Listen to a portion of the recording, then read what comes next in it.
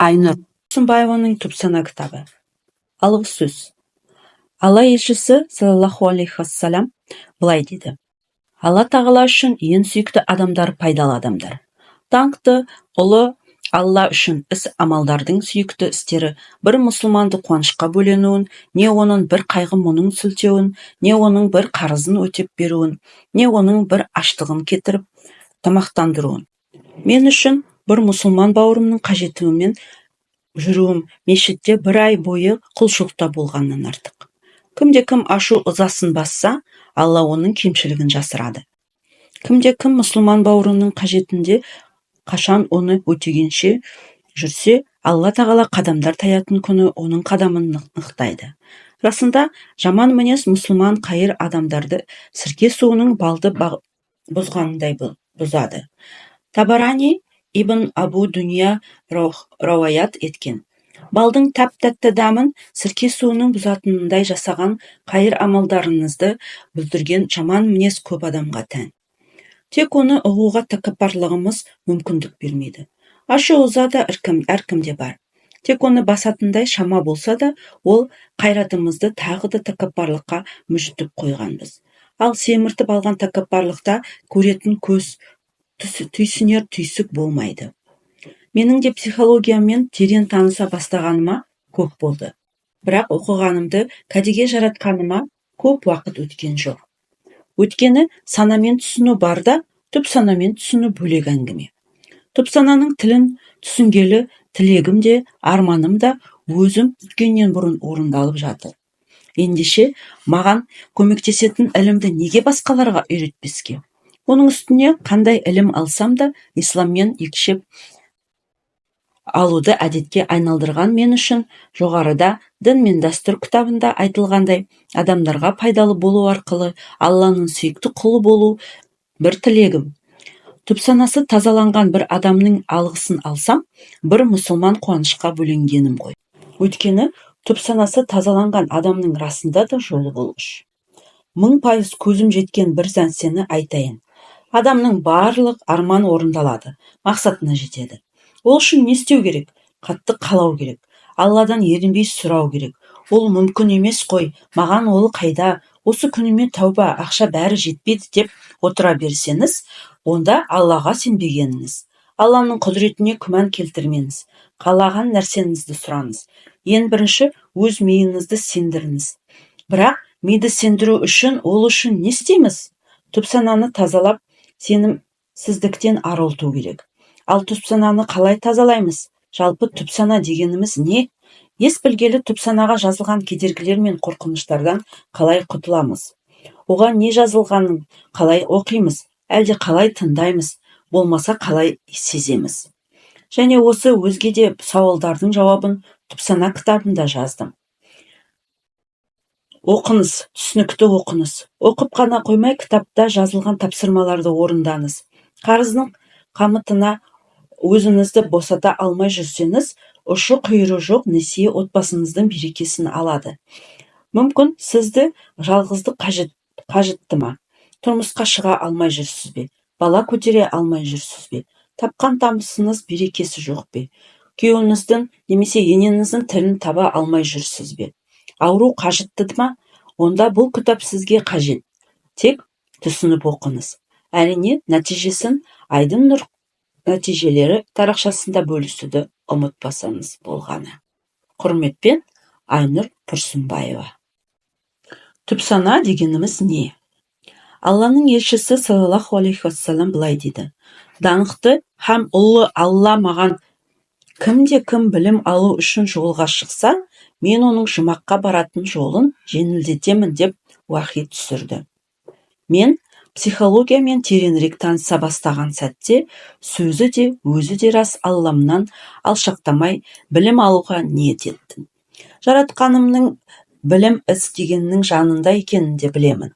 Бірақ білімде ұлт болмайтындықтан әлемнің әр түкпіріндегі ғалымдар тапқан ғылыми жаңалық менің ислами түсінігіммен ұштасатынына ұқыпты қарауға тырыстым.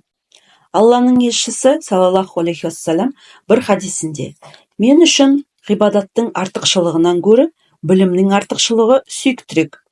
діндерінің ең қайырлысы тақуалық деген.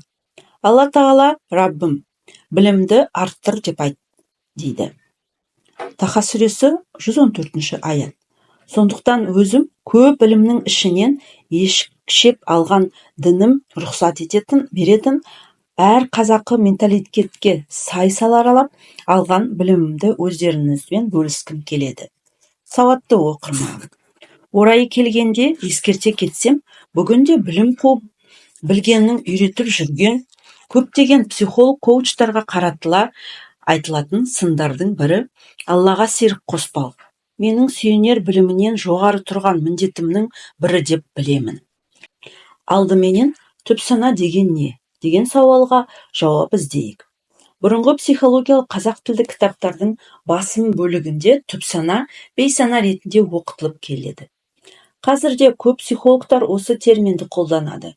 Яғни сознание сана болса, подсознание бейсана немесе түпкі сана деп айтылады. Қазақы түсінікте тілде түпсана деген түсініктірек. Көптеген психологтар біздің жүріс-тұрысымыз, әдеттеріміз, жалпы өмір сүру салтымыздың 90%-ын түпсана реттейді. Тек 10%-ын сананың еркінде дейді. Американдық психолог, философ Уильям Джеймс сіздің түпсанаңызда әлемді аударып жіберетіндей керемет күш жасырынып жатыр дейді. Яғни, түсінген адамға түпсанасын бағындыра алған адам өз өмірінде өзгерте алады деген сөз. Көп ғылыми еңбектерде түпсана адам ағзасының өмірлік өте маңызды функцияларын басқарады, ал бақылай алатынын айтады. Қан айналым жүйесін бастап тыныс алу, тіпті ас қорыту мүшелерінде түпсана арқылы басқара алады дейді. Джон Кехе өзінің әйгілі «Подсознание может все» кітабында сондай ақ адамның түпсанасына адамның дүниеге келген сәтінен бастап балалық шағы, жастық шағы, күллі ғұмырының әрбір сәті жазылады. Тіпті онда өміріміздің әрбір сәті ойымызбен, сезімімізден байланысты әр кезеңге жіптей тізгендей жазылған. Ал оның тілін түйсігіміз, ішкі сезіміміз кейде түс арқылы түсіне алады екенбіз. Түпсананы қалай тыңдаймыз деген сауалнамаға кеңірек тоқтала кетсем. Адам қандай да бір шешім қабылдар алдында қабілетіне жүгінеді. Біріншісі ақыл, екіншісі жан. Әрине, жаныңыздың дауысын ести алсаңыз, қателеспес едіңіз. Бірақ жанның дауысын көп жағдайда естімейміз. Ал ақылға үнемі жүгінеміз. Ақылдың айтқаны сананың бағыты. Жанның дауысы тым нәзік. Оны есту үшін миыңыз тынышталуы тиіс. Бірақ біздің басымыздағы сан дауыс, миымыздағы секунд сайын сабылып жатқан сан түрлі ой, ол дауысты естіртпей жатады. Түсінікті тілде таратып айтайын. Мәселен, сіз бір адаммен маңызды кездесуде отырсыз делік. Бірақ сол кездесу барысында сіз тек екеу ара келісімді ғана ойлап отырмайтыныңыз анық қой.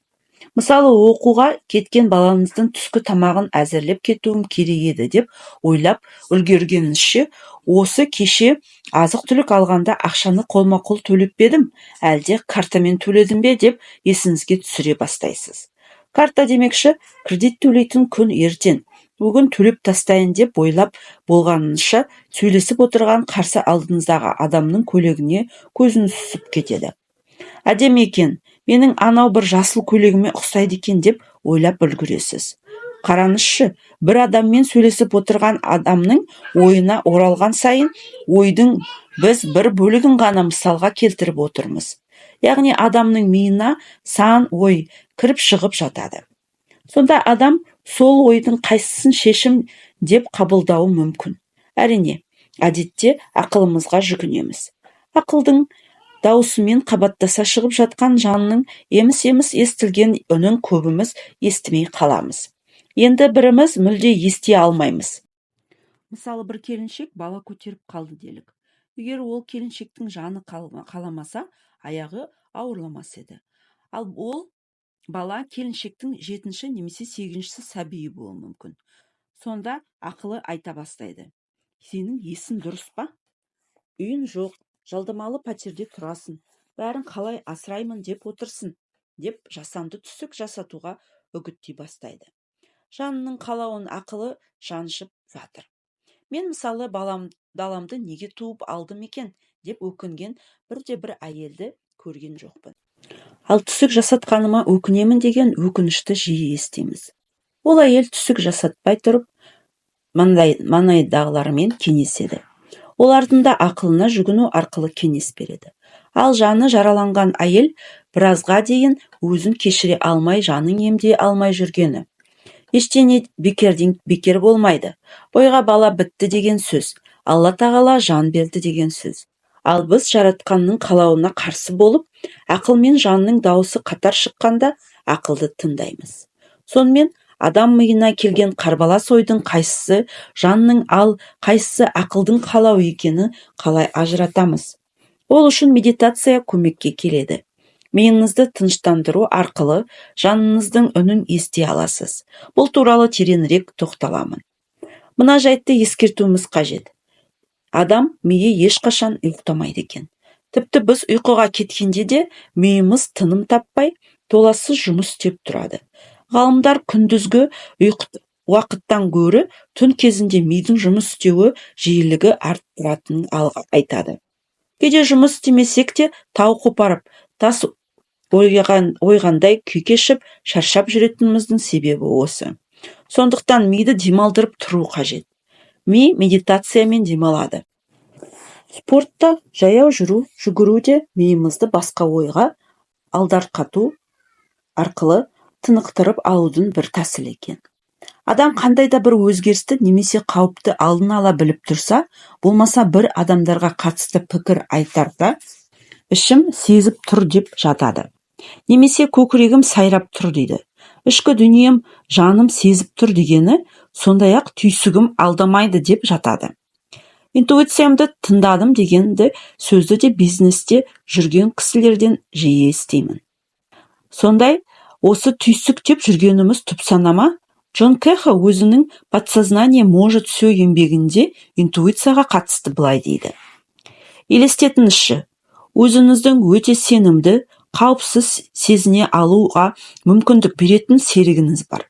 Ол серігіңіз сіздің бар мәселелеріңізді шешуін білетін, қажеттіліктеріңді қанағаттандыра алатын, сізге қажет мүмкіндіктерге қол жеткізудің жолын көрсете алатын және қай кезде болмасын қасыңыздан табылады қояды. Расында да кез келген адамда осындай серік бар. Ол сенімді серік сіздің ішіңіздегі ол интуиция деп аталады. Осы еңбегінде Джон Кэха Моцарттың да шығармаларын жазуда шабытты өз ішінен тапқанын мысалға келтіреді. Сол секілді Сократ та өзінің ішкі дауысына бағынатынын айтқан. Эйнштейн, Эдисон, Маркони, Генри Форд сынды көптеген танымал тұлғалар да өз жетістіктерін интуициямен байланыстырғанын оқыдық.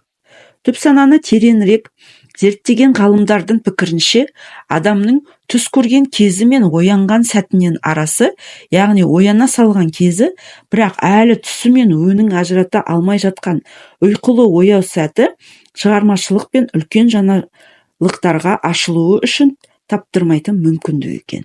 Көптеген суретшілер мен композиторлар да дәл осындай уақытта дүниеге келген шығармалардың сәтті шығатынын айтады.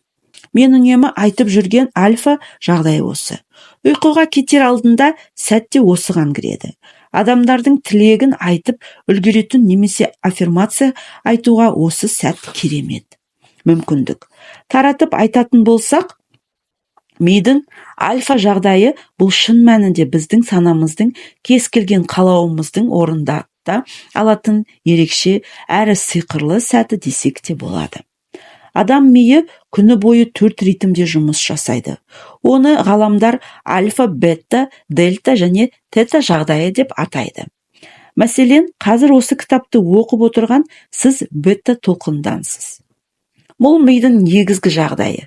Сіз сөйлегенде, тамақ ішкенде, жүргенде, қозғалғанда немесе ойлағанда да сіздің миыңызды санаңыз басқарып тұрады. Бұл бета жағдайы деп айтылады. Яғни бақылауға алынған саналы әрекеттерді атқарғанда сіздің санаңыз жұмыс істеп тұрады. Басқаша айтсақ, сіздің күнделікті тыныс тіршілігіңіз бета толқынында өтіп жатыр деген сөз. Тек ұйқыға кеткен кезде ғана сіздің миыңыз басқа 3 толқынға қосылады. Олар альфа, тета және дельта. Соңғы екеуі терең ұйқыға кеткен кезде ғана жүзеге асады.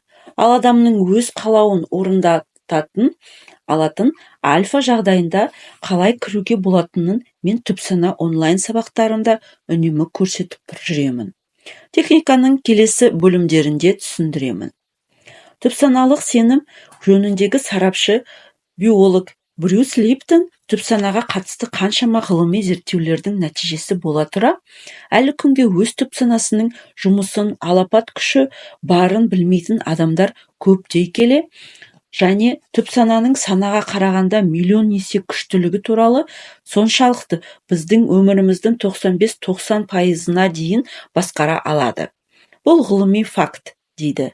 Ал ақш, Испания және Франция елдерінің ғалымдары бірге жүргізген ғылыми зерттеу нәтижесі бойынша тұрақты түрде медитация жасайтын адам гендік тұрғыдан да өзгеретінін анықтаған. Зерттеу қорытындысы медитация арқылы адамды түпсаналық кедергілерден тазалау кезінде адам ағзасы тіпті молекулалық деңгейде де физикалық өзгеріске ұшырайтын көрінеді. Ғалымдар стресс алған адамдардың медитация арқылы қалпына келу кезінде олардың ағзасында тіпті генетикалық және молекулярлық өзгерістер болғанын байқаған. Зеланд айтады, адамның басында бақылайтын және бақылай алмайтын ойлар бар. Кейбіреулер оны ішкі диалог деп аударады жүр, бірақ ол монолог. Сол адамның өз монологы дейді. Ал сонда көптеген жетістікке жеткен адамдар сезіп жүрген интуиция деген не? Адам ақылға жүгінеді дейік, яғни саналы әрекеттер жасайды. Ал ақылы жоқ жануарлар неге сүйенеді? Мәселен, жер сілкінердің алдында үйдегі мысық алдын ала сезіп қояды екен, деген әңгімені бала күнімізде көп еститінбіз.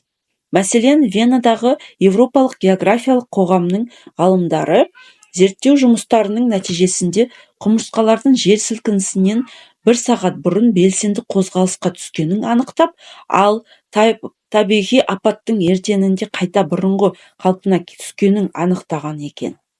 Жер сілкінісінің алдында ауладағы ит үріп, қорадағы малдың да уақытта маңырап берекені кетіретіні әжеміз де айтып отыратын. Яғни жануарлар интуицияға жүгінеді деген сөз.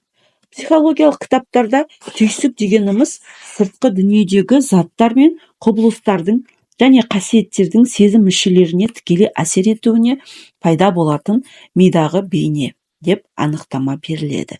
Ал түйсік деп жүргеніміз түпсана ма? Меніңше, түйсік дегеніміз адам жанының қалауы, жанның емес, ақылдың айтқанын орындаған кезде қателесеміз. Кез келген ақпаратты қабылдау сезімдеріміз бар. Ақпаратты қабылдаған кезде түпсанаға қай уақытта өткізіп жібереміз және өзіміз де білуіміз мүмкін. Ал санаға берген нәрсені әрі қарай жеткізбеуге таңдау бар. Яғни сана таңдау жасай алады. Түпсанаға келсек, сіз оны таңдап отыра алмайсыз. Кейін сол түпсана таңдап алған мәселені уайымдап отырғаныңыз, демек, негативті уайымдамасан, көре бересің. Соны тарта береді екенсің. Сондықтан жағымсыз негативті дүниелерді өзіңізде көрмеуге мүмкіндік болса, балаларға да көрсетпеуге тырысу қажет. Түпсана сіздің қалауыңызды түсінбейді. Сіз жиі көретін дүниені сізге қажет екен деп өміріңізге тартса кетпексіз. Сондықтан ойымызды, миымызды жағымсыз ақпараттардан аулақ ұстап, әдемілікке құштар болайық. Өмір ойдан тұрады. Санаға өтіп кеткен нәрсе егіннің дәні секілді, түсті десек түпсанада таңдау жоқ. Ол тек орындау дегенді ғана біледі. Оны тазалау үшін осы күнмен өмір сүріп үйрену керек. Яғни өткеніңді тазалану керек. Бірақ өткеннің бірден жұлып тастай салатын нәрсе емес. Жан ілімін зерттеуші ғалымдар түпсананы тазалаудың ең тиімді тәсілі қағазға жазып шығару. Медитация жасау, көру, сезіну арқылы артық дүниеден арылуға кеңес беріледі. Түпсана қазіргі техниканың тілімен айтқанда флешка іспетті. Тек ол флешканың ішінде дүниеге келген кезімізден бастап, бүгінгі күнімізге дейінгі өмірімізде болған барлық сәттеріміз, түрлі оқиғаларымыз жиналған. Көңілді де, көңілсіз қайғылы сәттеріміз бен сонау бала күнгі қорқынышымыз да осы жерге жиналып тұр. Жиналып қана қойса жақсы ғой, ол магнит іспетті. Соған ұқсас оқиғаларды, сәттерді өзімізге тарта бастайды. Кейде бір орнында тұрған секілдімін, не ары емес, не бері емес, оның орнында қозғалмай тұрмын, деп айтатындар бар. Өйткені кей адамдар сол түпсананың қалауын ғана бұлжытпай орындап жүреді. Түпсанасы өзгерістен қорқады, немесе кішкентай күнгі қорқынышы бүгін басқа бағытқа аттандырмай қоюы мүмкін. Мән бермеуіміз мүмкін. Бірақ кішкентай бала күніңізде маған мұндай машина керегі жоқ деп жыладыңыз ба? Түпсанаңыз сол қалауыңызды сақтап тұрады. Психологияда зона комфорта деген термин бар. Қазақшаласақ, өзіміз жасап алған жайлы орын. Және ол орын байлыққа батып отырғандардың орны десеңіз, қателесесіз. Қарыздан көз ашпай, күн сайын ұрыс керіспен жылап сықтап жүріп те жайлы орында жата беруге болады. Тек қимылдамаса болды. Ең сорақысы, осы орындағы адамдар бақытсыз ғұмырын өзгерткісі де келмейді. Және олар өздерін судан таза, сүттен ақ періштеміз деп ойлайды. Әкем оқытпаған, шешем ұрған, күйеуім жалқау, енем қатыгез деген сияқты өзінің бақытсыздығына жұртты кінәлап қойып, зона комфортаға жайғасып отырады. Бір жұмыс орнында 30-20 жылдап тапжылмай отыратындар да бар. Өздері оны мінездерінің тұрақтылығымен бағалап жатады. Бірақ шын мәнінде бұл тұрақтылық емес, өзгерістен қорқады. Қызметін ауыстырудан, күнделікті жүретін бағытын басқа жаққа бұрудан, тіпті имиджін ауыстырудан да қорқады. Жылы орын жылжытпайды. Бірақ сол орыннан қозғалған сәтіңізден бастап, сіздің өміріңізде оны өзгерістер пайда бола бастайды. Өзгертіңіз. Түпсананы тазалау деген не нәрсе? Бұл сіздің өміріңізде болып жатқан қиындықтардың блоктарын шешу, яғни түйінін шешу. Ал блок деген не? Блок дегеніміз түйін. Мысал үшін, біз кішкентай кезімізде біреудің баласын жақсы көрмейтінбіз. Ал түпсана біреудің баласын жақсы көрмей тұрғанын түсінбейді де. Керісінше маған бала керек жоқ деп қабылдайды.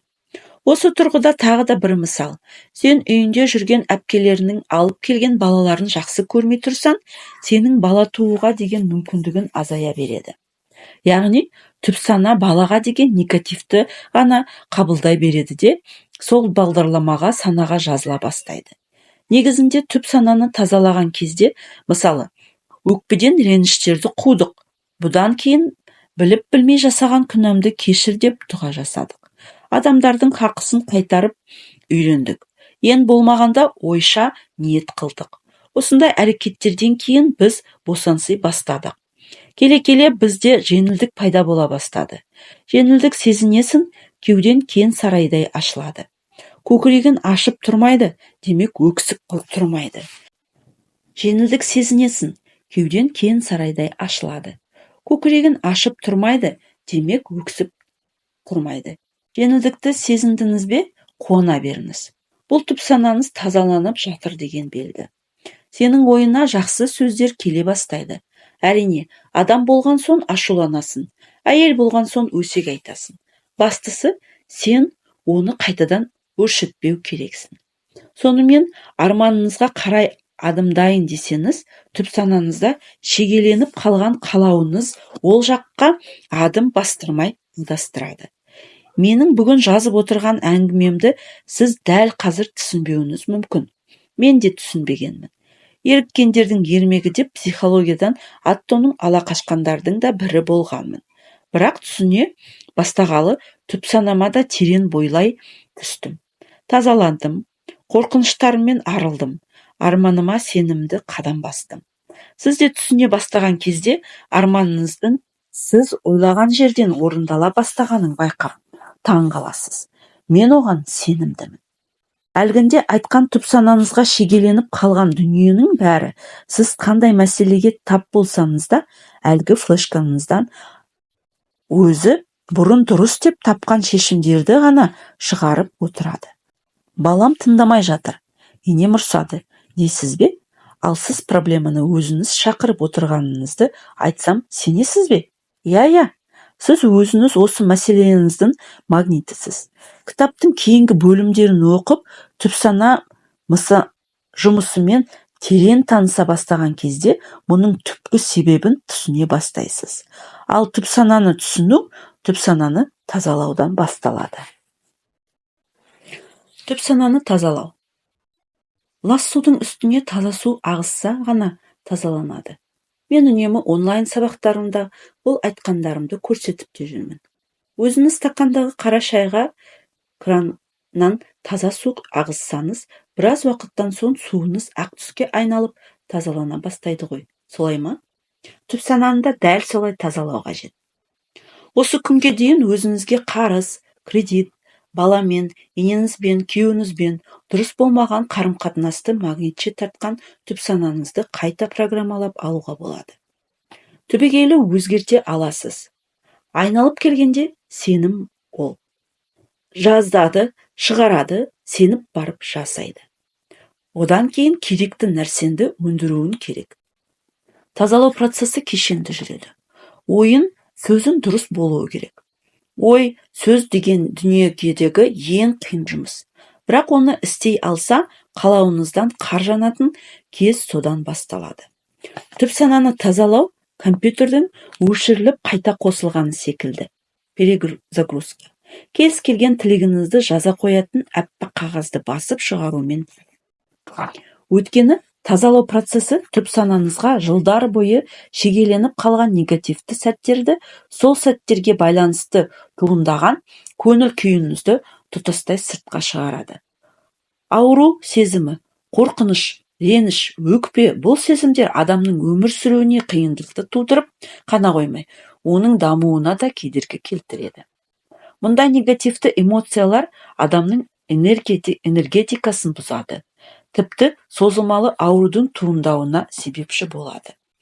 Ал мұндай ұзақ жылғы өкпе реніштен арылудың жолдарын жеке-жеке келесі бөлімдерде жазамын. Ауырлықтан құтылудың ең бірінші жолы күллі психолог мамандар ұсынып жүрген медитация жасау тәсілі. Ғаламторда сан түрлі медитациялар бар. Өзіңізге ыңғайлысын тауып, құлаққаппен тыңдау арқылы медитация жасаңыз. Әрине, алғашқы кезде құлағыңыздағы әуен басқа жақта ойыңыз сол күні естіген тірліктеріңіз туралы ойлап шашырап кетуі әбден мүмкін. Бірақ жиі медитация жасау арқылы жаныңыз, миыңыз тынышталып, күнделікті әдеттегіңізге айнала бастайды. Адам миы күні-түні тым таппай жұмыс істейді. Алдымен түсініп алайық. Адамның түпсанасы еске сақтау орны ғана емес, алып мұхит сынды шегі жоқ әлем. Қарапайым тілде түсіндірсем, эмоция әркіммен қалған көңілде, мына кісімен маған көмектеспеді-ау деген дәмеліңіз бен оның орындалмай қалған өкпесі де сақталатын орын. Айтылмай қалған реніш, орындалмай қалған арман, 5 жасыңызда қорқып қалған қорқынышыңыз, өзіңізді қарып қылып алмай, әркімге алаңдаған уайымыңыз да осында. Түрлі жаман жақсылы әдеттеріңіз, уайымыңыз, қайғыңыз, көңілсіз сәттеріңіз өтіп кеткен жоқ. Осында сақталып тұр. Оны шығарып тастау керек. Мұнда бұл эмоциялар энергия түрінде сақталып тұрады, дейді кейбір ғалымдар. Кейде ғалымдар бір сәттінің бұрын болғанын айтып, қайталанып тұрғанына таң қалып жатады. Ғылыми түрде мұны дежавю дейміз. Немесе менде ұшақпен ұшудан, суға жүзуден фобия деп жатады. Ал шын мәнінде ол балалық шақтағы түпсанасында қалып қалған қалдық энергия деп түсіндіреді кейбір ғалымдар. Өткен шағымда ұшақпен байланысты ешқандай қорқынышым болмаған. Ұшақ түгілі пойызда отырып көрмегенмін деп шырпыр болатындар бар. Сондай-ақ ұшаққа бірде-бір рет отырып көрмеген адам өз-өзінен ұшаққа отырудан қорқып жүреді. Ал ол адамның түп санасына терең зерттеу жүргізу арқылы ұшақтан емес, биіктіктен қорқатынын анықтауға болады. Немесе судан қорқатын адамның түп санасында бала күнінде суға кетіп, қайтыс болған басқа да адам туралы естіген әңгімесі сақталып тұруы әбден мүмкін. Сондықтан әр адамның қорқыныштан арылуы, түп санасын тазалау тетігі де тек сол адамның көмегімен табылады. Түп сананы тазалау арқылы баюға, кез келген қалауынды жасауға болады. Мүмкін емес нәрсе жоқ. Австралиялық оператор екі қол, екі аяғы жоқ болса да, үлкен меценат Ник Воучичтің «Жизнь без границ» атты еңбегінің атауындай өміріне қараңыз. Ол медициналық тұрғыдан шектелген мүмкіндігінің шексіз шекарасын ашып алған. 4 баласы, әдемі әйелі бар. Оның аяғы мен қолының жоқтығы суда еркін жүзуіне де кедергі келтіре алмағанына қарап, таң қаласың. Былтыр Ник Воучич Алматыға келді. Сонда өзі елдің алдында шыққан үстелдің үстінде тұрып, мен мына үстелдің жерге секіремін десем, сенесіздер ме? Деп залға сұрақ қойды. Мен секіретіндігімне сенімді болдым. Оның қол аяғының жоқтығын сахна көмекшілерінің көтеріп шыққанын бір сәтте болса да ұмытып қалдым. Неге дейсіз бе? Өйткені оның мүмкіндік еместі мүмкін қылған қажыр қайраты мені сендірді. Бірақ Ник, жоқ, мен секірмеймін, қол аяғым сынып қалса қайтем деп залдағы көрермендерді күлдірді. Инстаграмдағы парақшасына қарап отырсам, үнемі көңілді жүреді. Бір еңбегінде ашулансам, бірдене әзілдей бастаймын деп жазып. Яғни көңіл күйін жылдам түзей қояды екен. Бізде құжатыма ұзақ үңілген американдық қауіпсіздік бөлімінің қызметкеріне саусақ іздерімен мәселе бар ма деп сұрағаным бар, дейді. Яғни аяқ қолының жоқтығын мәселе қылмай, әзілге айналдырып көңілді жүреді. Сондықтан екі мүшесі түгел болса да, езуі жиылмайтын азаматтан үлгі алып, таңдау жасаңыз. Мәселеңіздің айтып жалынып жүрсіз бе? Әлде өмір керемет деп жадырап жүрсіз бе? Таңдау сіздікі. Вадим Зеланд айтады: көріпкелге палшыға барма, өз өміріңді өзің болжап ал, өз болашағыңды өзің жаса деп. Ендеше мен сізге өз өмірімді әдемі қылып, өзіңіз өзгерте аласыз десем, сенесіз бе? Әрине, алдымен Алладан сұраңыз. Одан кейін әрекет қылыңыз. Алла елшісі, оған Алланың игілігі мен сәлемі болсын. Ақиқатында Раббылардың ұят иесі және жомарт пендесі. Өзінің екі қолын көтеріп дұға қалғанда ештеңесіз қайтарудан ұялады. Деген, ал біз не істейміз? Сұрамай-ақ алдымен тон пішіп алғанымыз кеп тұрады. Ал Алла өзінен сұрамаған жанға ашуланады екен. Түп сананы қалай тыңдаймыз? Әлде қалай сеземіз деп сұрап жатады. Түп сананы тыңдай алмайсыз. Түп санадағы ой жазған кезде шығады. Жазу өте маңызды дейтініміз сода. Педофилден қорқам дегендер де себепті аты жаман қаскөйдегі қорқатынына түсіне алмайды. Есіңізге түсіріңіз десек, түсіре алмайды. Бірақ жазған кезде қорқынышын себебін табады. Жазу деген сөз, қазу деген сөз. Көп адамдар жазуға мән бермейді. Ақ қағазға жазған өзіңіз ойыңыздың мазмұны. Түп сананы қаза бастағанда адамдар ашуланшақ бола бастайды. Оның себебі бар. Өйткені түп санаңыздағы жараны қаза бастағанда ол ауырсыну белгілерін береді. Ал жарада сіздің уайымыңыз, қорқынышыңыз, мұныңыз бар. Ауырмағанда қайтеді? Ауру сезімі дегенді миым ауырады екен деп ойламаңыз. Жаныңыз ауырып, мазасыздануыңыз мүмкін. Нейрохирургтердің адам миына наркоз салмай ота жасайтынын оқығанмын. Өйткені адам миында ауру сезімін білдіретін рецепторлар болмайды екен. Ондай сезім тек ми қабыршағы мен қан тамырларында болады. Сондықтан біздің басымызға ауырғанда миымыз емес, оның айналасындағы ұлпалары ауыратын көрінеді. Адам миы әлі талай ғылыми зерттеулерді қажет ететін орган. Оның тамаша мүмкіндіктерінің бір бөлігін де біле бермейміз. Мәселен, ғашық болған адамның миын ФМРТ аппаратына түсіріп көрген ғалымдар мидың рақаттану сезіміне жауапты бөлігі белсенді жұмыс істеп бастайды. Аппарат кескінінде адамға жағымды сезім тудыратын дофамин нейромедиатор гормондарының орнын ашық түсті белгіленген көрінеді. Ал мидағы жағымды толқын, яғни сіздің керемет көңіл күйіңіз сізге тек жағымды жағдайларды шақырып отырады екен. Сондықтан көңіл күйді, эмоцияны басқара алу да маңызды. Бұл туралы келесі тақырыпта да айтатын боламын. Түп санамызды тазалап алу арқылы өміріміздің кез келген сәтінде кездесетін кедергілерді, мәселелерді шешудің өзі қолыңызға аласыз. Әрине, алдыменен Алланың қалауымен. Бір нәрсе есіңізде болсын. Қанша жерден ең мықты психолог, психотерапевт, мотиватордың алдында барсаңыз да, түп санаңызды тек өзіңіз ғана тазалай аласыз. Әрине, ол кісілердің көмегі болуы мүмкін. Бірі жетелеп, енді бірі медитация арқылы сізді өткеніңізге оралта алуы мүмкін. Бірақ түп санаңызға тек өзіңіз ғана бара аласыз. Сіздің ойыңызға кіріп түп санаңызды ешкім басқара алмайды. Түп санаңызда жылдар бойы сақталып, өкпе-реніш, қорқынышты, уайым қайғыны басқа адам сезсе де, түсінсе де аямайды. Яғни кез келген адам тек өзіне өзі ғана көмектесе алады. Ал біз тек сол жолды нұсқап, бағыт көрсетумен шектелеміз. Мәселен, кейбір адамдар болады. Үнемі айналасындағыларға тек басындағысы мәселесі мен уайымын айтып, қиындығымен бөлісіп жүргені. Оның мәселесін тыңдап, жанымыз ашиды. Қолымыздан келсе, көмектесіп жүрміз. Бірақ шын мәнінде үнемі уайымдап, көңілсіз жүру ол адам үшін өте қолайлы. Тіпті өзі үшін пайдалы әдеті. Әлдекімдерге ренжіп жүруді әдетіне айналдырып алған соншалықты, сол болмысы өзіне жақын болады. Ата-анасына ренжісе, немесе күйеуімен қарым-қатынасында қандай да бір мәселе туындаса, ажырасуға әзір тұрады.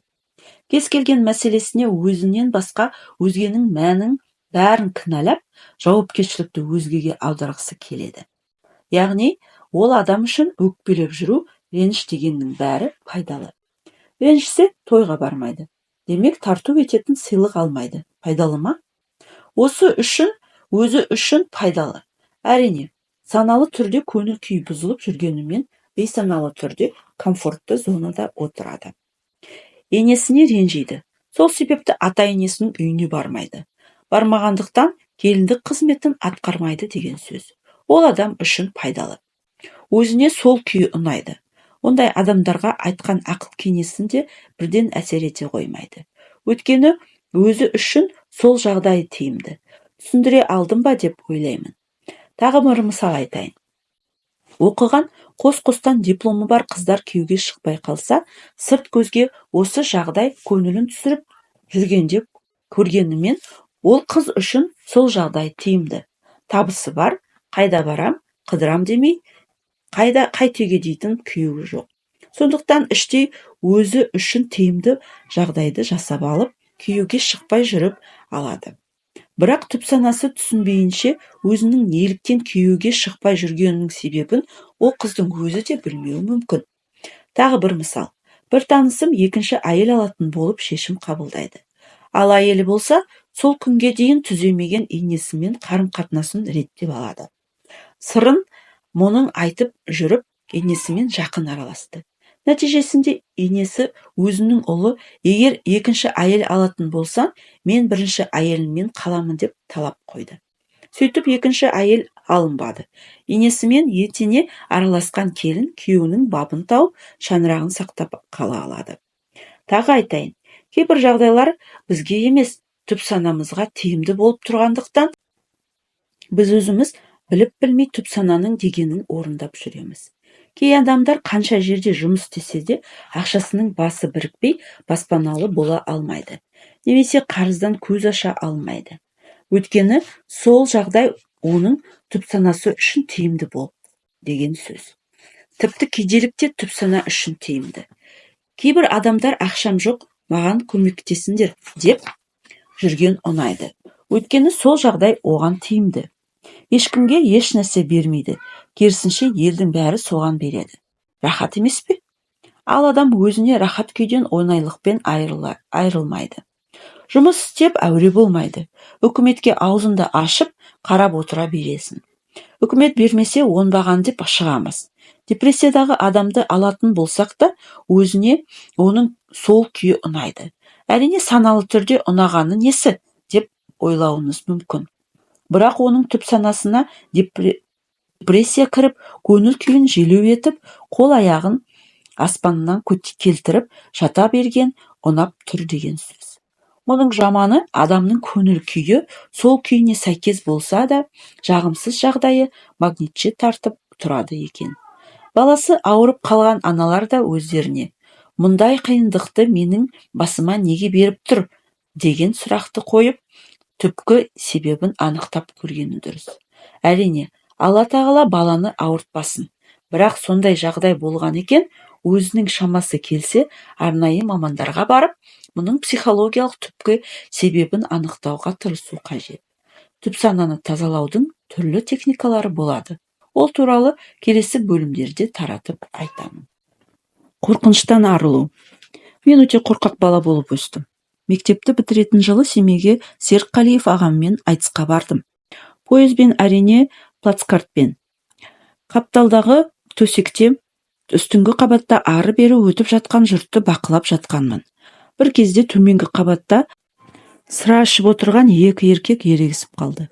Айқайласып, арасында жаман сөздерді кетіп жатыр. Төбелес басталып кетті де, біреуі қолына пышақ алды. Пышақты сермеген сайын қолы мен жаққа кетіп қала берді. Қорыққанымнан ұстазымды іздей бастадым. Ағай деп айқайлайын десем, тілім тандайыма жабысып қалған. Бір кезде аяқтарымның сіңірлері тартыла бастады. Сонымен жолсерік бұзықтарды тыныштандырды. Бірақ әлгі қорқыныш сезімі менде қалып қойды. Біреу ала көзімен қарай бастаса, тілім тандайыма жабысып, жүрегім тарсылдайды. Айдаладағы әйел мен күйеуінің даусын шығарып ұрысқанын көрсем де сол. Осылайша қорқынышты арқалап өте көп жыл жүрдім. Үнемі біреу мені пышақтап кететіндей халде жүретінмін. Психологияға алғаш келгенде бірінші осы қорқыныштан құтылуды ойладым. Психологтардың көмегімен есіме түскені мынау болды. Шамамен 8-9 жасымда апам Ақсауыттағы аудандық ауруханаға түсті. Бір күні апамды сағынып ауруханаға келдім. Коридорда күтіп отыр едім, кушеткамен қансыраған бір адам алып келе жатты. Тамағы осылған, бірақ тірі. Ес-түссіз, менің дәл жанымнан өтеп бара жатқан кезде қорыққанымнан орындықтың астына кіріп кеттім-ау деймін. Нақты есімде жоқ. Сәлден кейін апам шыққан кезде бісміллә деп тандайымды басты. Аллаға шүкір, өз-өзіммен жұмыс жасап жүріп, осы қорқыныштардан құтылдым. Қорқыныштың бір жаман жері миға тыныштық бермейді, сезімді азайтады, сабыр таусады. Сондықтан қорқып, жылап, сықтап жүре бермеңіз. Тоқтатыңыз. Тоқтату дегеніңіз сол қорқыныштан арылу. Қазіргі кезде не болса содан қорқатын заман болды. Үйленгендер бала сүйе алмай қаламын ба деп қорқады. Бала сүйгендер қалай өсіріп жеткіземін деп қорқады. Бала үйде көп отырып қалса шалқау боп кетеме деп қорқасын. Далада көп жүрсе бірдемеге ұрынама деп қорқасын. Мектеп бітірсе оқуға түсіре алмай қаламын ба деп қорқасын. Оқуға түссе шығып қалама деп қорқасын. Оқу бітіргендер жұмыс таба алмаймын ба деп қорқады.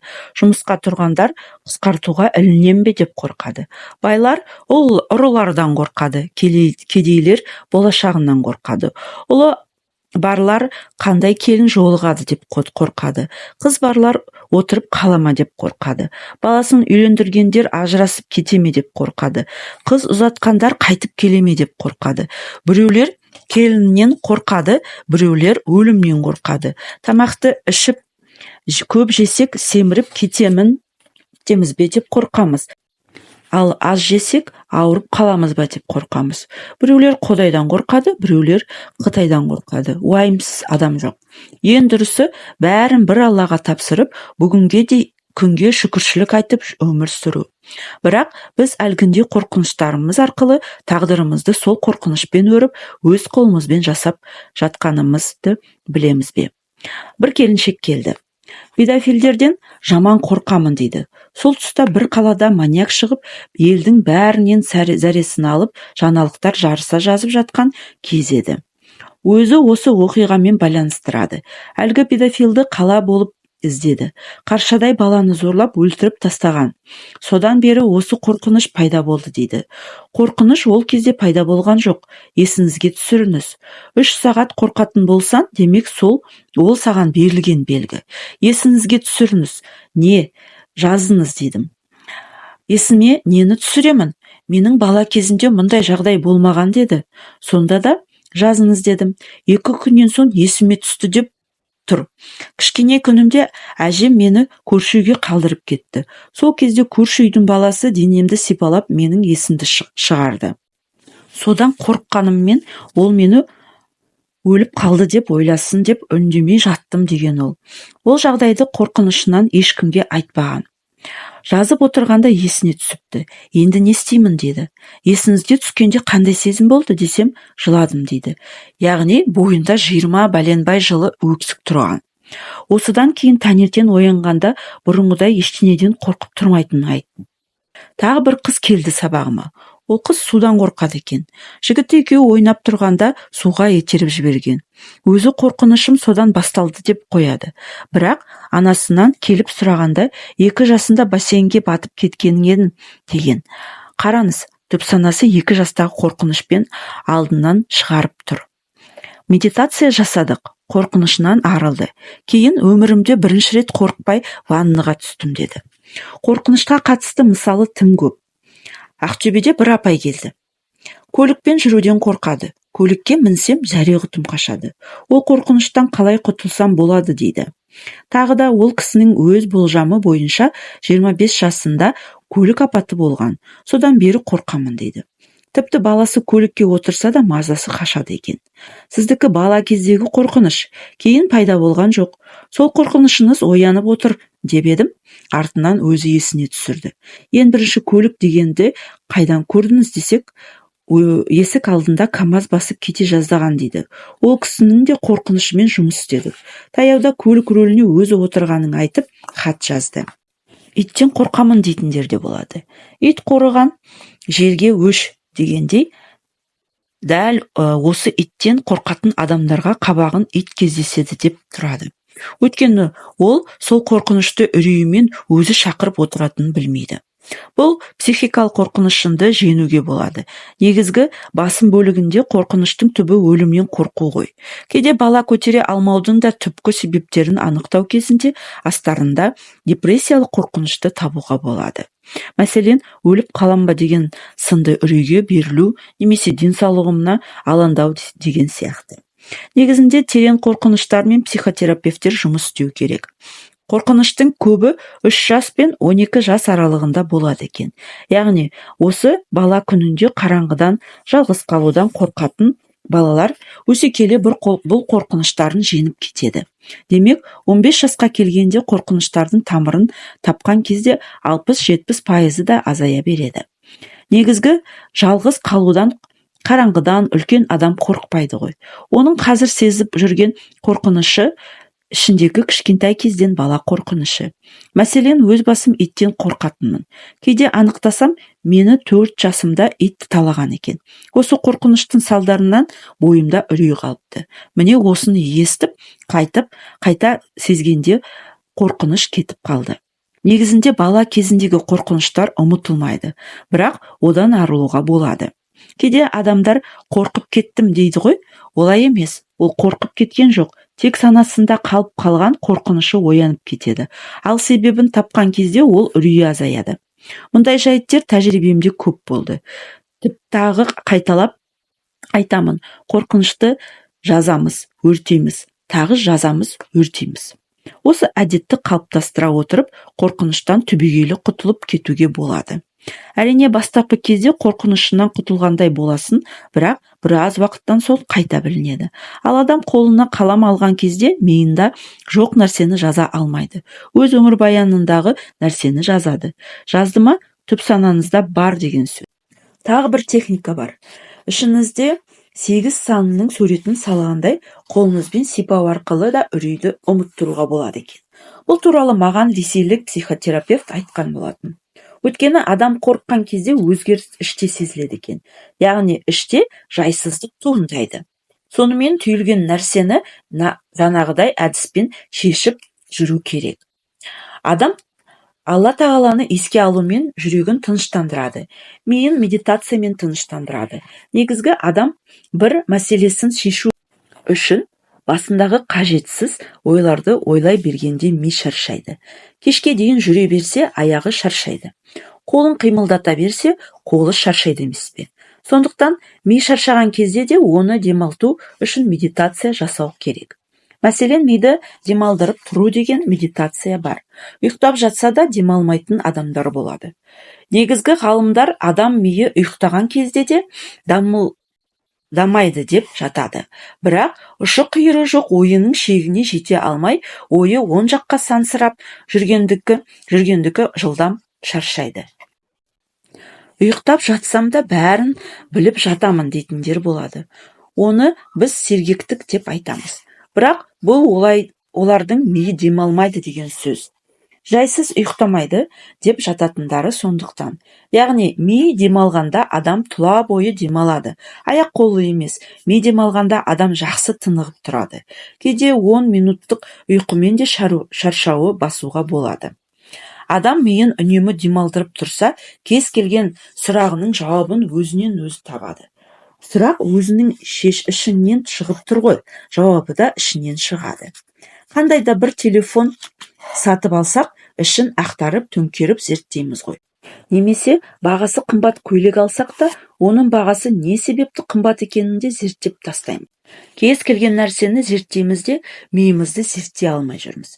Салдарынан өз мүмкіндігімізді біле бермейміз. Бәрін әлеумет, яғни социум шешеді. Ауырсаңыз дәрігерге барасыз, білім керек болса мұғалімге барасыз. Шындығында сіздің дәрігер де, мұғалім де, бәрі де өзіңіз бола алатын мүмкіндігіңіз бар. Бірақ ол мүмкіндігіңізді ашуға ниетімізде, уақытымызда жоқ. Себебі миымызда қажетсіз ақпарат көп болғандықтан миымызда шум көп, дауыс. Сондықтан таң атпай сіркеміз су көтермей жүреді. Миым ашып кетті дейміз. Біле білсеңіз, кез келген депрессияның түп тамыры ми ашудан басталады. Босанғаннан кейін синдром деген бар. Мысалға, әйелдер үйде отырып та шаршадым деп айтады. Неге? Ал медитация уақытында осындай сан сауалыңызға жауап ала аласыз. Медитациямен демалдырып алған миыңызды көп қажетіңізге жарайды. Әлбетте, кез келген ілімді алу кезінде түбі исламнан іздейміз. Оның жақсы сөйлеңдер болмаса үндемеңдер дейді. Сондықтан да өз өміріңді өзің жаса. Өз миыңды пайдалан. Дұрыс сөйле деп тұрмыз. Адам қай кезде қорқады? Адам Алладан бетін сырт бұрғанда қорқады. Әлбетте, қорқыныш үнемі бізде, бойымызда. Мәселен, қасында әкең келе жатса, қараңғылықтан қорқпайсың. Ал өзіңмен өзің қалғанда бойды үрей билейді. Қорқасың. Кредит қарызымнан құтыла алмаймын деп бұғып отырсаңыз, отыра бересіз. Құтыла алмайсыз. Қорқыныштың түбі көп, ал оны жеңудің жолы бар. Ендеше, адамның қорқуы уайымдай беруінен себеп иманының әлсіздігінен.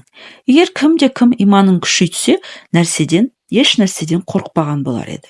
Өйткені ол Аллаға сенеді. Алла өзі реттейді бәрі, деп алаңсыз уайымдамай отыра береді. Сәттілік деген нәрсе бірде бар, бірде жоқ. Сондықтан аузыңыздан шүкіршілігіңіз түспесін. Бұл техника туралы келесі тараулардан оқып орындаңыз. Онсыз сіздің қолыңыздан ештеңе келмейді. Ешкімге ештеңе бермесеңіз, сізге де ештеңе берілмейді. Садақанды бер, шүкіршілігіңді жаса. Содан кейін ғана жағдайымды жасашы деп талап ете аласың. Түп сананы біз тіл арқылы былғаймыз деп мен үнемі айтамын. Сондықтан әсіресе әйел адамдар тілімізге ие болғаныңыз жөн. Ал өкпе, реніш, қорқыныш деген сезімдеріңіз болса, оны түп санадан арылтып тастамайынша афоризманың да арманыңыздың да орындала қоймайды. Мидағы қорқыныштан қалай құтыламыз? Алдымен ол қорқынышты тәптіштеп жазамыз. Мен жалғыздықтан қорқамын, қараңғыдан қорқамын деп анықтап алғаннан кейін, неге ол қорқыныш сізді мазалайды? Өткенде еске түсіресіз. Балалық шағыңызға барып қайтасыз. Кейде өзіміз білеміз, қандай қорқынышымыздың барын, бірақ есімізге түсіргіміз келмейді. Себебі жанымызды ауыртып, ескі жараның аузын тырнағымыз келмейді. Асықпай ойланыңыз. Өмір бақи ойланып, қашқақтап жүргенше есіңізге бір рет түсіріп құтылыңыз. Әрине, еске түскен сәтте жаныңызды тырналап, уақытша депрессияға түсіп, жасыңызға ерік беріп, баяғы сәттер есіңізге түсіріп кінәларсыз. Бірақ сол сәтті есіңізге аласыз да шығарып тастайсыз. Бітті, ол қорқыныш сізді де енді мазаламайтын болады. Ол балалардың қорқыныштығын жеңу үшін атпен шабу техникасы жақсы көмектеседі. Баланың жауырыны иығы өседі де, және қорқынышы азаяды. Жалпы атқа міну техникасы қыздардың да қорқыныштарын жеңуге көмектеседі. Кешірім. Кешірім жолын ұста, дұрыстыққа бұйыр. Білместіктен аулақ бол. Ағраф сүресі 7:199 аят. Құран кәрімде жазалау сөзі 117 рет келсе, кешірімді болу, кешіру жайлы 2 есе көп айтылған. Яғни 234 рет кездеседі. Бұл көрсеткішпен Құранды жазалаудан гөрі кешірімділікке үлкен мән берілгенін білуге болады. Ислам дінінің талабы бойынша араздасқан екі мұсылманның өкпе реніші 3 күннен аспауы керек екен. Ол үшін сіз ренішіңізді ұмытып, шын жүректен Алланың ризалығы үшін кешіруіңіз керек. Ал біздер қайтеміз? 40 жылғы өкпе ренішті арқалап алып, батпандай ауыр салмақты ауруға айналдырып болғанша әлгі реніштен арылмаймыз. Менің түпсана сабағыма қатысушылар біледі. Түпсана тазаланбай, аффирмация айтудың пайдасыз екені. Түпсанадағы қоқысы шығарылмай, арманның орындалмау мүмкін емес екен. Ал тазалану дегеніміз осы өкпе реніш қорқыныштардан арылу. Басқа түгілі біздің түпсанамыз өзіміз 9 ай көтеріп дүниеге әкелген, қанаттыға қақтырмай, тұмсықтыға шоқтырмай өсірген ата-анамызға өкпе ренішіміз сақтап қойған өзіне.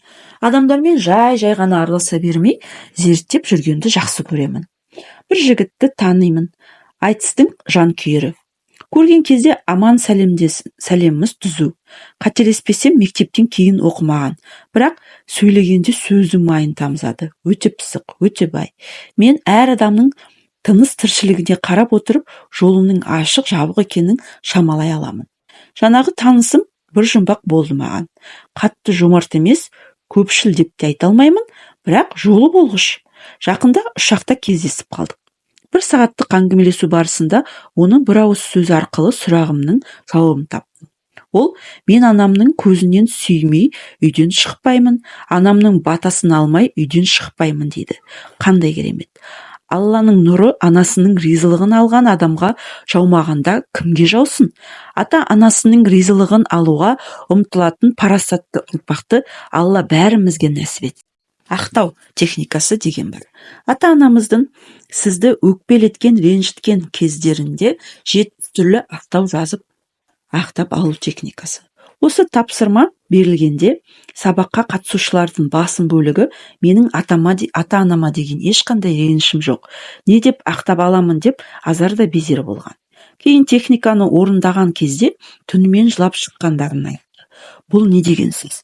Сіз ата-анаңызға ренжімейсіз. Мен сенемін. Арғы дүниелік ата-анама ренжімек түгілі мен оларға қарыздармын дейсіз. Бірақ сіз бала күніңізде ренжігеніңіз анық қой. Кәмпит әпермей қойғанда, қонаққа апармай қойғанда, немесе қонақ келгенде барын салып дастарханның жайнатып қойған ата-анаңыз сізге дастарханнан тәтті бермей қойғанда өкпелеп қалдыңыз ғой. Түп сана сол сіздің кішкентай күніңіздегі өкпе ренішті өзіне сақтап қояды.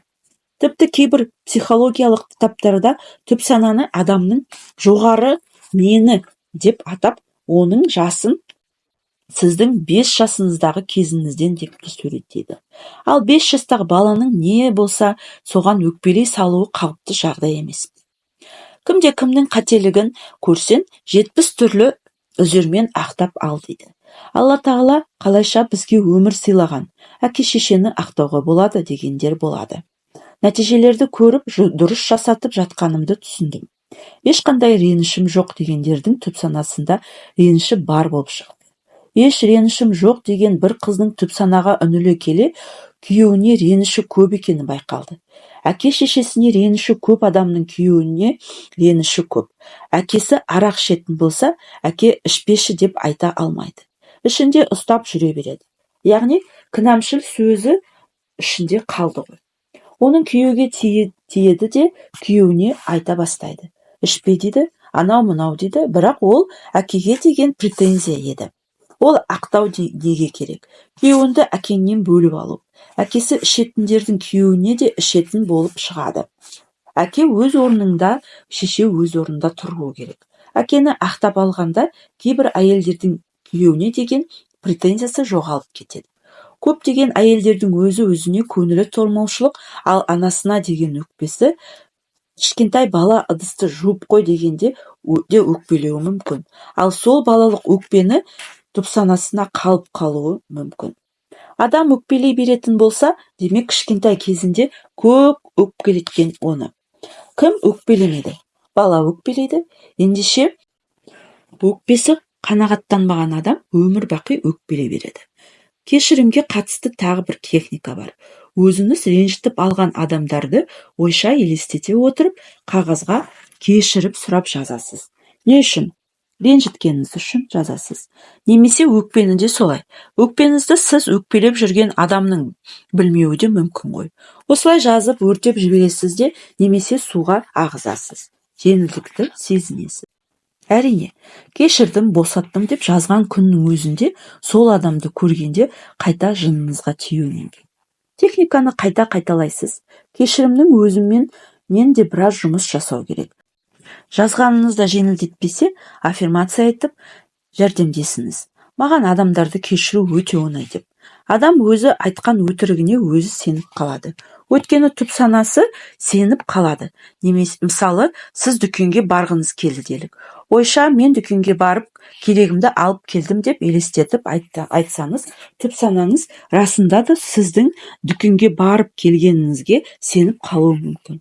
Бір келіншек хат жазыпты. 14 жаста қызым бар. Қалағаның бәрін әперіп отырмыз.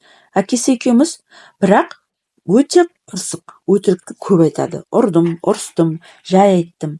Дым нәтиже жоқ депті. Қызыңызды маған алып келіңіз, болмаса өзін жіберіңіз дедім.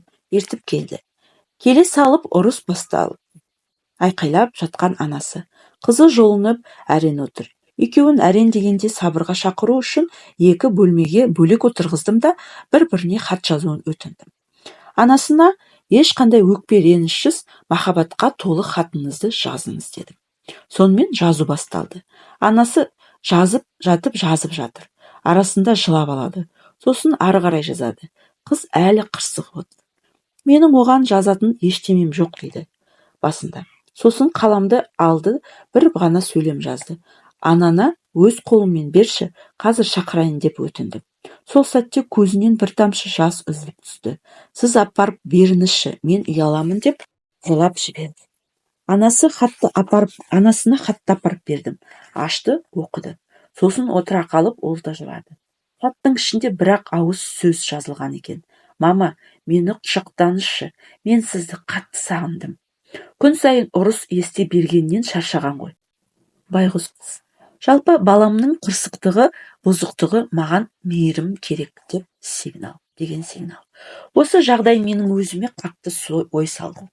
Мен өз қызымды ойладым. Соңғы рет қашан құшақтадым, қашан еркелеттім деп жаман болдым.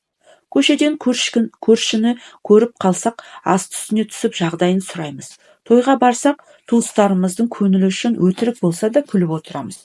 Достарымыздың көңілін көтеру үшін бар жылы сөзімізді арнаймыз. Ал жақындарымыз ше, олардың не жазығы бар? Оларға неге сонша қаталмыз? Біреудің ата-анасы кішіпейіл болып, өз ата-анамыз бірдеңе десе жақтырмай қабақ шытып тұратынымыз рас. Айдаладағы адамға бар ықыласымызды төгіп жүргенде, жақындарымыз бізден мейірім күтіп жүрген жоқ па? Мейірімді болудың өзімізбен бастайықшы. Адамды тәрбиелейтін қаталдық емес. Адам есейген сайын ақылым көбейіп келе жатыр деп ойлайды. Бірақ ақылды болған сайын арманға жету қиындап, көп нәрсеге сене бермейміз. Байқасаңыздар, қайсымыздың болсын бала кезіміздегі армандарымыздың көбі орындалған. Неге? Себебі баланың энергетикасы таза. Олар ешкімді жамандамайды, ешкімге ренжімейді, ешкіммен ұрыспайды. Ренжіп қалса, ренішін тез ұмытылып қалады. Періште айтса қабыл болады. Періште жол қарап еді, қонақ келді деп өзімізде талай айттық. Көп жағдайда неге тілегіміз қабыл болмайды? Себебі жаратушыға айтып жатқан арызымыздың жолын өзіміз жауып тастаймыз. Блок көп, негатив көп, жаман энергетика көп. Шашымыз кірлесе жуамыз, үйіміз кірлесе тазалаймыз, киім кірлесе жуамыз. Ал жан дүниені ше? Оны тазалаудың жолы көп. Оның ең бастысы өзімізде ренжіткен адамды кешіру. Қанша қиын болса да кешіріңіз. Сонда өз жолыңыз ашылады. Кешірім жүректі жұмсартады. Кешірім денсаулықты нығайтады. Кез келген ауырып жүрген адамның мен сөйлесіп көріңізші, әйтеуір біреуге реніші бар. Кешірім бақытқа да, байлыққа да жол ашады. Сосын өзіміз ренжіткен адамымыздан кешірім сұрау, ол да блок. Өзіміз білмейтін әңгімеге араласпау керек. Қорқынышты жаңалықтардан, кинолардан миды тазалау ұстау керек. Жүрегімізге жақын қабылдайтын ауыр сериалдарды қарамау. Кісінің көңіліне келетін ауыр сөз айтпау. Біреу тиісіп жатса, жауап бермеу. Осы дүниелерді қиын болса да әдетімізге айналдырып, үйреніп алсақ, көп тілегімізге қол жеткіземіз. Тазалықты балалардан үйренуіміз керек, негізі. Басқа адамдарға қатысты әңгіме айтарда еш себебін білгібей сөгуге, жамандауға әзір тұрамыз. Бір мысал, әдебиеттен беретін апай сабақ айтып, бір күні теңіздің үстінде жүзіп келе жатқан алып кеме аударылыпты. Құтқарушы қайық келгенде ішінде жалғыз орын бар екен. Күйеуі қайыққа секіріп мініп, ал әйелі суға батып кетті. Бірақ батып бара жатып, бір ауыз сөз айқайлап айтып үлгеріпті. Қалай ойлайсыңдар, әйел не деп айтты? Деп сұрақты қоймай жатып оқушылар. Сен оңбағансың, мен сені жек көремін, еркек емессің деп айтқандар шығар деп шуылдатты. Тек бір бала ғана үндемей тыңдап отырып, шу басылған соң, балаға дұрыстап қарашы деген шығар дейді. Мұғалім таңғалып, сен оны қайдан білесің десе, менің анам қайтыс болып бара жатып, әкеме солай деген болатын деген екен. Класста үнсіздік. Бәрінің көзінде жас. Мұғалім әңгімесін жалғастырып отырып, сонымен кемеден аман қалған еркек қызын өсіріп, ұзатып, артынша қайтыс болған екен. Әкесі қайтыс болған соң қызы оның күнделігін тауып алыпты. Ол жерде әйелім екеуміз үлкен қаладан еммен келе жаттық. Дәрігер маған әйеліңіздің 2-3 күн ғана уақыты қалды. Ішкі органдары түге қалмай езіліп кеткен. Жүрегі әрең соғып тұр деді. Бұл өте қатты ауыр соққы еді. Себебі мен оны қатты сүйдім. Қайтып келе жатқанымда қатты дауыл тұрып, біз келе жатқан кеме аударылды. Құтқарушы қайықта жалғыз орын болды. Әйелім қаламын деп шешті. Мен өлімнен тіпті қорықпайтын едім. Бірақ қызымды ойладым. Титтей сәбиді ойлап қайыққа мініп кете бердім, деп жазылған екен. Біз көбінесе адамдарды танымай жатып жек көреміз. Көзімізбен көрмеген нәрсені талқылаймыз. Біреу қателік жасса, сондай қателікке оны итерген не екен деп бас қатырып жатпаймыз. Керісінше одан сайын табалап күнә арқалап жатамыз. Ауылда отырып алып, Алматыда жүрген біреуді өсектейміз. Әлде кімнің қоқысын әңгіме қылып, миымызға кіргізіп, өз әлемімізді лайлаймыз. Сондықтан өзгеге қатысты пікір айтарда, ол адамның орнында өзіңізді қойып көріңіз. ауызға ие болғанымыз абзал. Ал біліп білмей жамандап қойған адамдарыңыз болса, олардан тікелей сұрауға шамаңыз жетпесе, ойша кешірім сұрауға болады. Яғни, кімді жамандасақ, сол адамның хақысына кіреміз. Мәселен, әлдебіреулермен сөзге келіп қалып, я болмаса көңілімізге жақпай қалса, оңбаған ұятсыз деп, тіпті одан да зорысын айтып үлгереміз. Ал дәл сол ашуланып тұрған сәтімізде мәселенің байына бара алмай кетеміз. Бала тәрбиелеп отырсыз ба? Күн ертең сіз қазір табалап отырған адамның күйі өз басыңызға келмесіне кепіліңіз бар ма? Балаңыздың баласы не болады? Сондықтан ашумен айтқан сөзіңіз болса, сөзіңізбен, ісіңізбен ренжітіп алған адамыңыз болса, өзінен кешірім сұраңыз. Сұрауға әлі де тәкаппарлығыңыз бой бермей тұрса, ойша сұраңыз. Өзіңізді жұмсартыңыз. Нахл сүресінде шындығында ол тәкаппарларды ұнатпайды делінген. Ендеше көркем мінезді болуға ұмтылайық. Ренжітіп алған адамдарымыз үшін дұғада болыңыз. Мен де ойша кешірім сұраймын. Аллах тағала мені кешір. Кімді өсектедім, кімнің хақысына қалдым, бәрін кешірсі. Біреуді ғайбаттап, сенімімді ақтамасам, кешір деймін. Яғни біз мұндай иілуімізбен, осындай әрекеттерімізбен көрінбей хақыдан құтыламыз.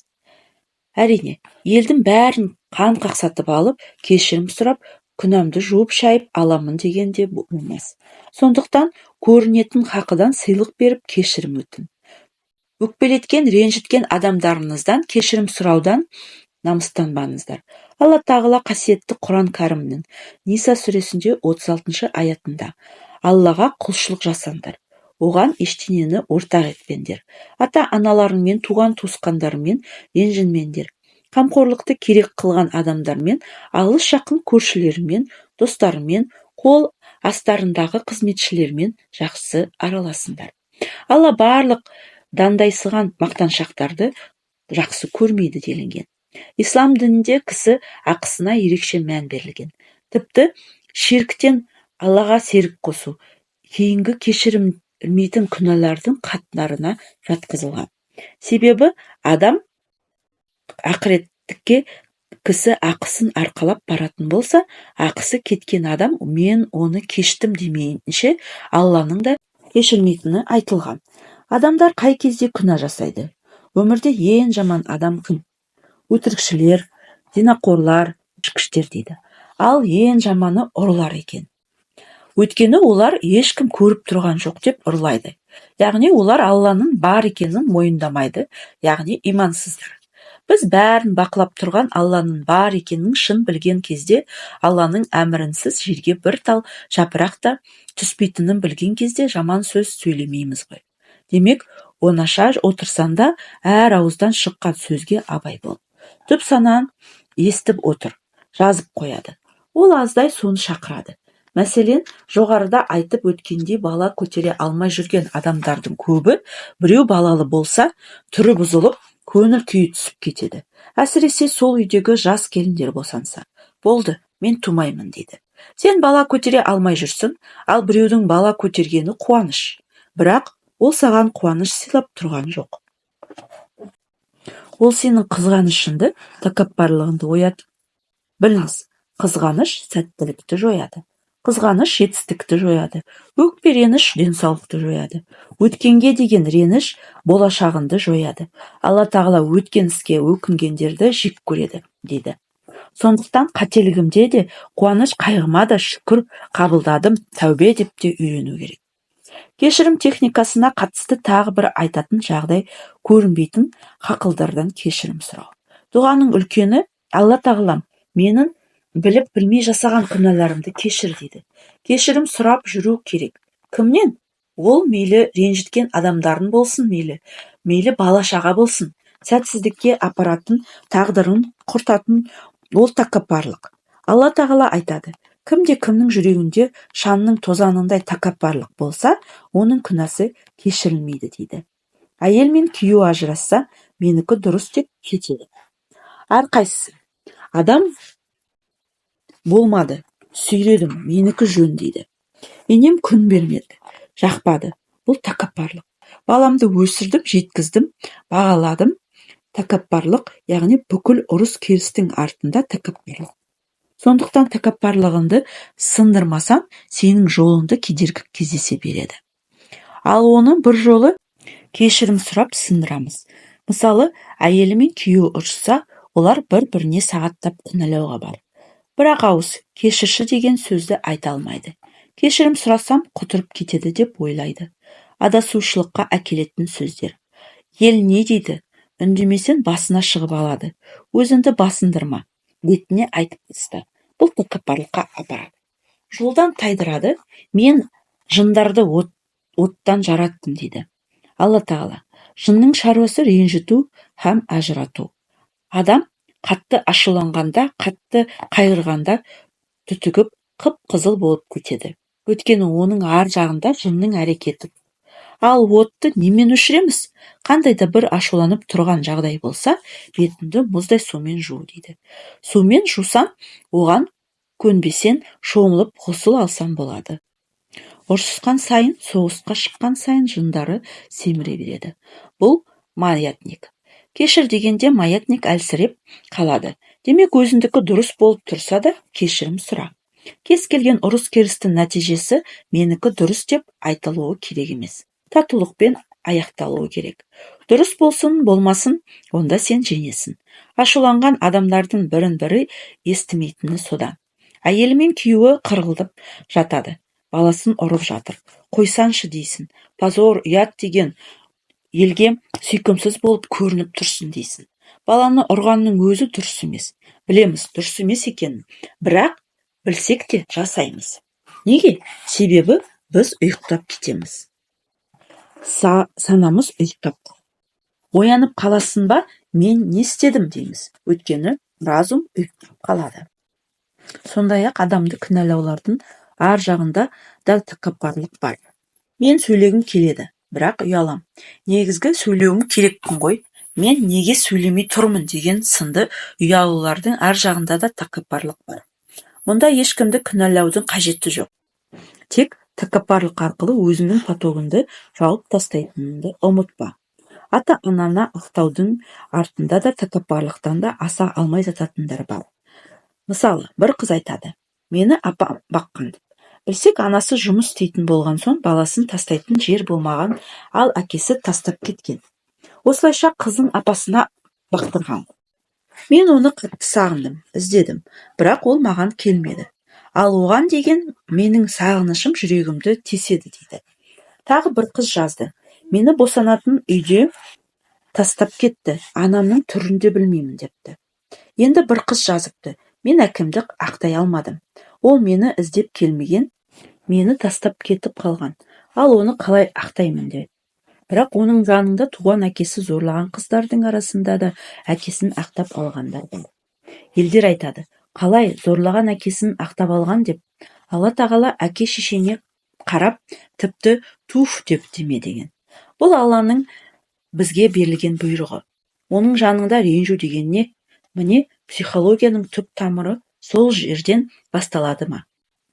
Алла тағала кешіріп жатқанда біз кешірілмейтін кімбіз?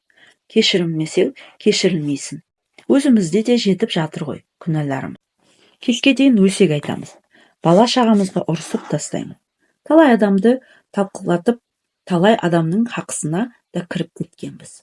Ал сөйтіп отырмыз да адамдар неге аяқтап алғысы келмейді дейміз. Өйткені өкпе реніш деген нәрсе ауыр жүк. Ал адамдар неден қорқады? Адамдар сол жүк кетіп қалған соң орнын немен толтырамын деп қорқады. Яғни босап қалудан қорқады. Оларға одан да біреуді кінәлап, ренжітіп отырған пайдалары сияқты. Сол үшін де ешкімді ақтағысы келмейді. Жаңағы өкпе реніштің орнын, яғни кеңістіктен, остықтан қорқады да. Мысалға, өмір бақи ренжіп келді де, енді реніштің бәрін ұмытқасын оның орнына бір нәрсемен толтыру керек қой. Содан да басқа немен айналысатынын білмейді. Оқытқан жоқ. Мені әке шешем баққан жоқ. Қараған жоқ. Маған мейірімді көрсеткен жоқ. Одан мен бақытсыз болып қалдым. Осылай біреуді кінәлап, тиімдірек. Олар үшін егер әке-шешесі кінәлі болмаса, басқа біреу емес, жауапкершілікті өз мойнына алу деген сөз.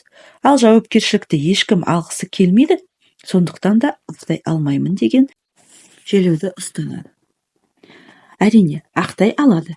Тек жауапкершілікті саналы түрде алғысы келмейді. Кеңістікті немен толтырам деп қорқақтайды. Мынадай да жағдай болды. Тараздан бір келіншек жеке қабылдауыма жазылды. Күйеуімен ажырасып кеткен. Айтынуша, күйеуі нағыз тиран болған. Ұрған, соққан. Содан кейін шыдамаған ол бір қызымен ажырасқан. Кейін бір еркекпен көңіл қосып одан бала туды. Ол еркектің 5 баласы бар. Ал әйелі алқаш екен. Жаңағы әйел, сен басқа біреуге кететін болсан, мен өз-өзімді өлтіремін, бір күні суицид жасаймын деген. Ал еркек біріншіден осыдан қорықса, екіншіден егер кетіп қалса балалары қараусыз қалады. Ішімдікке салынған әйелі балаларына қарамай ешкімге айтпай үйден шығып кетіп қалатын әдеті бар. Сол үшін мен балалардың қасында қалуым керек деп ойлайды екен. Ал енді қараңыз. Сол қыздың әкесі кезінде жүріс жасайды. Сол кезде шешесі оны біліп қояды да ойнақ жасаған әйелдің отбасына барып ойланын шығарады. Сен білесің бе, сенің қатының жүріс жасайды деп, содан кейін күйеуі әйелін өлтіріп қояды. Содан бір күні менің пациентіме көрші әйел айтады. Сенің маман болмағанда тып-тыныш жүретін едіңдер ғой, бәрін құртты ғой деп, яғни сол жайт менің миымда қалып қалған. Мына еркектің әйелі де өліп қалама деп қорқамын. Осы еркекпен қалайын ба, қалмайын ба білмей тұрмын. Бір жағынан кетіп қалайын десем, қайда барам? Жақсы көремін. Кетпейін десем, қашанға шейін оның қашан келеді екен деп күтіп отырамын, деп үздігіп тұр әлгі әйел. Ол сенің күйеуің болды ма? Ұнады ма саған десем, жоқ ұнамады. Өлтіргісі келді ғой, ол тиран ғой деді. 2 қызы бар, бірінші күйеуінен. 2 қызым бар, шынында айтшы. Сен күйеуге тисем қыздарына тиседі деп қорқасың ба десем, иә қорқамын дейді. Қорқсаңызшы енді. Қорқам деп тұр. Бірақ бұл еркек өзінің тапсырысы. Ой, маған келіп кетіп жүрген еркектерді не істеймін? Қуып жіберейін бе? Маған нормальный еркек керек дейді. Бірақ саналы түрде өзімнен тұратын еркекті қаламайды. Мен де пендемін. Қателіктерім көп болды. Тіпті бір кездері кейбір адамдар менен сырт айналды. Өз айналамнан бастап өте қатты кінәлаулар бола бастаған соң мен түні бойы дұға тіледім. Аллам, менің абыройымды арттыршы деп. Осыншалық күнәһар оңбаған нашар адам болсам да, менің абыройымды арттыршы. Мен осы қателіктерімді қайтып жасамауға уәде беремін. Бірақ маған бір мүмкіндік берші дедім. Қазір менің айтыстарымның ютубтағы видеоларын қаралымы 10-15 мың болса, психологиялық сабақтардың көрсетілімдердің қаралымы 500 мыңға дейін жетіп жығылады. Мен айтыскер ақын ретінде зал толы адамды жинап алмаған соң, сол адамдар тек менің ақындығыма келіп отыр. Ал қазір мені тыңдайтындар, менің тренингіме келетіндер, мені тұтасымен қабылдаушылар. Сондықтан өз тәкаппарларыңызды өзіңіз сындырмайынша, басқа біреудің келіп сындыруын күтпеңіз.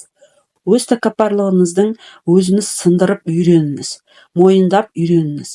Басқалардың сізден артықшылығын мойындап үйреніңіз. Әсіресе өзінің енесін дұшпан көретін адамдар оның артықшылығында минусқа жіберіп отырады. Дәлірек айтсам, енем тамақ істесем жағаласып жүреді дейді. Негізінде мен тамақ істегенде енем көмектесіп жанымда жүреді деген қандай ғанибет. Ал бірақ біз тәкаппарлық кезінде плюстың өзін минус қылып көреміз. Ендеше тәкаппарлығымызды өзіміз сындырған кезде Алла тағала бізге нығмет береді. Өте көп нығметтер береді. Елдің бәрі еңбек етпей-ақ жайдан жай болып кетті дейсіз бе? Ниеті таза, ұстаса ғана адам байиды. Амалдан ниет жақсы дейді. Ал ниеттену ол үшін оның жолдары бар. Мысалы үшін дұғамды айтайын. Я Аллам, егер менің білімім пайдалы болса, маған берекелі байлық бер деп дұға тілеймін. Яғни мен қазір алып жатқан дүние, жаратып жатқан ақшамның берекесі бар ма, жоқ па, мен осыдан байқаймын. Берекелі ме? Демек, мен беріп жатқан білімім пайдалы. Ал көрінетін хақы дегенге біреудің қандай да бір мүлкін иемдену, көз жасына қалу, қарыз жолын кесіп кету, бұл көрінетін хақыға жатады. ал көрінбейтін хақы ғайбаттық жол. Біреуді ренжітіп алып хақысын өтемей, сен жаннатқа да кіре алмайсың. Мың жерден тақуа болсан да, мысалы, сен біреуді жылатып, қарызын алып, жолын кесіп, намазға келіп, тап-таза болып кете салсан, оның көз жасына жауап әйтеуір бір беріледі. Сол үшін хақысын ал, кешірім сұра. Бұл дүниеде кешірім алған оңайырақ болады. Сондай-ақ жала жабуды көрінбейтін хақыға жатады. Адамдармен қарым-қатынасы жөндеп жүруге қатысты бір әңгімені жазайын. Әлемді жылатқан оқиға. Гүлжан ет зауытында жұмыс жасайды.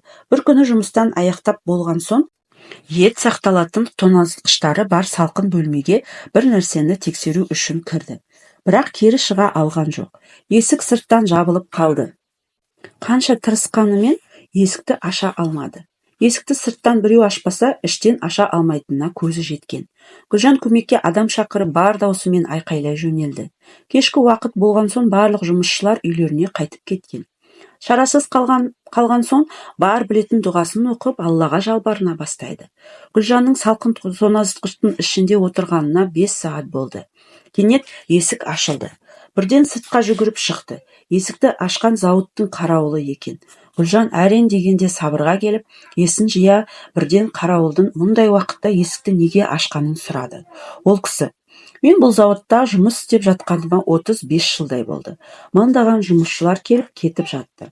Алайда сол мыңдаған адамдардың ішіндегі тек сіз ғана менімен таңертең амандасып, кешкісін қоштасасыз. Көбінесе мені көздеріне де ілмейді. Тіпті адам деп те санамайтын. Бүгін әдеттегідей таңертең сіз менімен амандастыңыз, алайда сау болыңыз, ертең кездескенше дегенді естімедім. Тек сіздің маған деген қарым-қатынасыңыздың арқасында өзімді адам ретінде сезінетінмін. Бірақ бүгін сіздің қоштасу сөзіңізді естімегендіктен қобалжып, сізге бірдеңе болып қалды ма деп қатты уайымдадым. Міне сондықтан мен фабриканы түгел тексеруге шықтым. Күдігім расталып, мына салқын бөлмеде қамалып қалыпсыз дейді. Айналаңыздағы барлық адамды сыйлап, қарым-қатынасыңызды үзбеңіз. Қателігіңіз болса, кешірім сұрап түзеңіз. Себебі сіз ертең не болатынын білмейсіз. Ата-анамызды 70 түрлі үзірмен ақтап та ал дедік. Дәл солай сізді ренжіткен кез келген адамды ақтап алуға болады. Ұрғанды да, зорлағанды да, қорқытқанды да ақтап аламыз. Ақтауға келмейді дей жағдай болса да, қалам алып қағазға сол адамға хат жазамыз. Әкеміз бе, шешеміз бе, анаңыз ба, ағаңыз ба, кім сізді ренжітті, сол адамға хат жазасыз. Және сол адамның атынан өзіңізге хат жазыңыз. Мәселен, әкесі тастап кеткен қыздар өзіне былайша хат жазуға болады. Қызым, мен сені тастайын деп кеткен жоқпын. Менің екінші отбасым бар. Сол сәтте шешім қабылдай алмайтындай шамам болмады. Кешір. Деген секілді хат жазасыз. Немесе сізге кішкене күніңізде қол көтерген анаңыздың атынан: мен баланы қорқытып тәрбиелеу керек деп түсіндім. Менен қорықса пысық болады деп ойладым. Деген секілді анаңыздың атынан өзіңізге хат жазасыз. Кез келген адамның ісін, әрекетіне кешіре алмай жүрсеңіз, Алла тағала қаншама күнәмді кешіргенде, менің Алла ризалығы үшін сол адамды кешіруге неге күш жетпейді деп сұрақ қойыңыз. Жауабы өзіңізге ұнайды. Пайғамбарымыз саллаллаху алейхи уассалам кішілерге мейірімді болмаған, үлкендерімізге құрмет көрсетпеген адам бізбен емес дейді. Ал ата-анасына реніші бар адамның жеке өмірі де жақсы бола бермейді. Сондықтан мүмкіндіктеріңіздің келген жеріне дейін ата-ананы ақтап алыңыздар. Алланың елшісі саллаллаху алейхи уассалам: Алланың ризалығы ата-ананың ризалығында, Алланың ашуы ата-ананың ашуында деген. Көрдің бе? Ата-анаңызды ренжіту арқылы, кешірмеу арқылы Алланың қаһарына ұшырауға болады. Исра сүренің 23-24 аяттарында Раббын өзіңнен басқаға құлшылық қылмауына және ата-анаңызға ізгілік жасауларына бұйырды. Егер олардың біреуі не екеуі қартайса, ол екеуіне туф деп те айтпа. Оларға дауыс та көтерме. Оларға тек жақсы сөз сөйле. Оларға мейірімділік пен кішіпейілділіктің қанатын жайып, Раббым, кішкентайымда мені тәрбиелеген секілді оларға сен де рахым ет деп айт, дейді Алла тағала.